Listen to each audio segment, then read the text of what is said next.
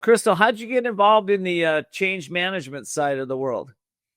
Yeah, so I've been in organizations for different industries, and I've noticed that once I get into them, I'm starting to notice different patterns and different gaps that need to be filled when they go through these different transformations, like agile transformation, digital transformation. No one's really looking at the people part of it.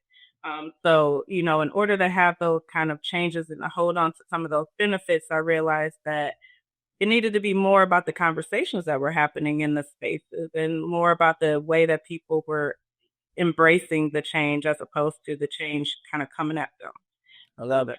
I really got involved with focusing on those topics. Well, I just want to jump right into this. What are the barriers to change?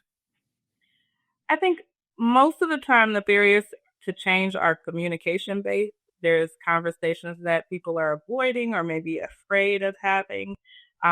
There's some some different cultures that really respect maybe the louder voice or the hierarchy, or maybe it's just a lot of people not really knowing the expectations of the things that they need to say and how they need to say it and what spaces they need to say it in. So I think that's one of the biggest barriers. It's just that communication and expectation. I'm not really having that feedback loop in place for people to really know what needs to happen. And I think it's communication, with others, but it's also communication with ourselves. And I think that, well, I know that disempowering beliefs leave clues, right?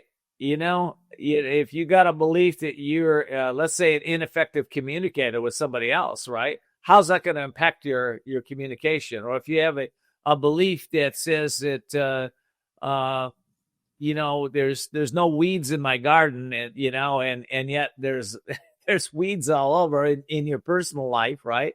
You're gonna have issues. Yeah. I had a question for Crystal.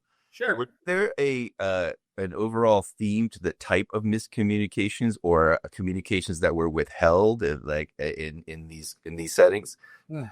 Good question. Yeah. I think the overall theme, if I were to really just put my finger on it, would be fear. There's a level of fear in spaces and cultures that prevents people from saying certain things. And, to your point, it might be just the fear of, your how you're showing up and how you're being perceived by others. You don't want to fear that you fear that you're not going to seem competent in your role, or you're not going to seem like the person that they hire you for, and people aren't going to really trust you. So throughout all of it, it really feels like fear. Even when you get to the leadership level, they fear to lose their position, lose their part in the hierarchy, lose incentive. So there's just a lot of fear going on. And with fear comes stress.